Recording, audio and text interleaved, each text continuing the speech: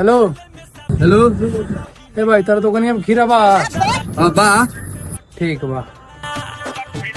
अभी तो रुको, क्लाइमैक्स अभी बाकी है।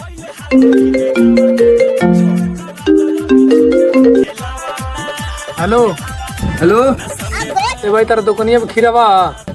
हाँ बा। ठीक बा। अभी तो रुको, क्लाइमैक्स अभी बाकी है। ए यार देख ना, जब हम सब्जी के दुकानिया पे जाते नहीं तब एगो लड़का फोन करता, कहता खीरा बा। जब हम हाँ कहता नहीं तो फोनवा काट देता। बताओ ना हम का करी। ए बोली ते में का करे के बाटे? जब वो फोन करके तोर लगे कहता खीरा बा तो कोई दे ना काट दी। ठीक। अभी तो रुको, क्लाइमैक्स अभी बाकी है।